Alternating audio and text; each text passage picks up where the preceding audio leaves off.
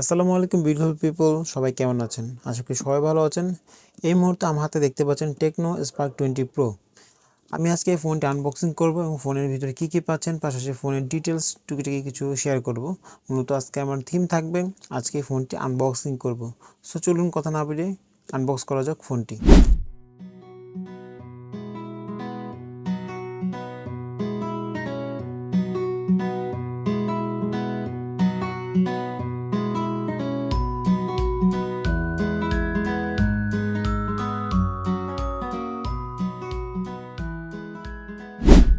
Finally আমার হাতে দেখতে পাচ্ছেন টেকনো স্পার্ক 20 প্রো ফোনটির লুক খুবই গর্জিয়াস করেছে। দেখতে পাচ্ছেন খুবই শাইনি একটা ভাইব ক্রিয়েট করছিল ফোনটির লুকটা।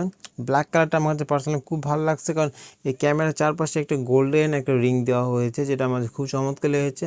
যখন এই কাটারটা মুভমেন্ট করা হয় মনে হয় চাকার মতো ক্যামেরার কাটারটা ঘুরছে, বাট খুবই চমৎকার লেগেছে আমার এই ক্যামেরার কাটারটা চারদিকে যে গোল্ডেন রিংটা ইউজ করা হয়েছে। পাশাপাশি এই কাটআউটটা কিন্তু অ্যাপেলের কিছুটা কপি বলতে পারেন, কিছুটা অ্যাপেলের মতনই বলতে পারেন, বাট সেম টু সেম সেটা না বলবো না, কারণ এই কাটআউটটা অ্যাপেল কিন্তু কিছুটা ছোটো আর এটা কাটআউট একটু বড় করেছে। এই দিক থেকে ভিন্নতা রয়েছে দুটো ফোনের ভিতরে। এছাড়া ফোনের ডিজাইন যথেষ্ট বেটার করেছে। ডিজাইনটা পরে বলবো, এখন চলুন বক্সে দেখি কী কী পাচ্ছি আমরা। যদি আমরা ফোনটির বক্সের ভিতরে চেক করি কী কী পাচ্ছি, সেক্ষেত্রে আমরা দেখবো প্রথমত পেয়ে যাবে একটি ওয়ারেন্টি কার্ড, অর্থাৎ ফোনটি আপনি 12 মাসের ওয়ারেন্টি, পাশাপাশি 1 মাস এক্সট্রা পাবেন, অর্থাৎ 13 মাসে একটি ওয়ারেন্টি পেয়ে যাবেন ফোন থেকে। পাশাপাশি পাচ্ছেন একটি সিলিকন একটি কেস, অর্থাৎ খুব সফট একটি সিলিকন কেস দেওয়া হয়েছে। খুব চমৎকার একটা সিলিকন কেস, ট্রান্সপারেন্ট একটা সিলিকন কেস। স্বাভাবিকভাবে খুব চমৎকার লাগে এগুলো, কারণ সফট হয়, পাশাপাশি ফোনের আউটলুকটা সুন্দরভাবে দেখা যায় এই সিলিকন কেস থেকে। এরপর পাচ্ছি আমরা 33 ওয়াটের একটি ফাস্ট চার্জার। বুঝতে পারছেন, 33 ওয়াটের চার্জার খুবই ফাস্ট এবং খুবই দ্রুত কাজ করবে আপনার ফোনটি চার্জ হতে। পাশাপাশি যাচ্ছে একটা টাইপ সি কেবল, খুবই ভালো মানের টাইপ সি কেবল দেওয়া হয়েছে। আর সর্বশেষে থাকছে এখানে একটি ইয়ারফোন। নর্মালি বর্তমানে কিন্তু অন্য কোনো ব্র্যান্ড কিন্তু ইয়ারফোন প্রোভাইড করতেছে না এই রেঞ্জে, কিংবা যে রেঞ্জে বলেন না কেন ইয়ারফোন দিচ্ছে না, বা ওরা কিন্তু 22,000 রেঞ্জে টেকনো কিন্তু ইয়ারফোন প্রোভাইড করছে। সো এটা কিন্তু খুব একটা ভালো দিক বলতে পারেন। টেকনো একটা অথেন্টিক ইয়ারফোন বক্সের ভিতরে পেয়ে যাবেন আপনি। আমার কাছে পার্সোনালি ভালো লেগেছে। আশা করি টেকনো ইয়ারফোনটাও ভালো কোয়ালিটি হবে। আর ছোট্ট একটা মামা আছে ভিতরে, সেটা হলো সিম এজেক্টর টুলস বক্সের ভিতরে। এই ছিল মূলত বক্স কন্টেন্ট। চলুন এবার আমরা ফোনটির দিকে চলে যাই।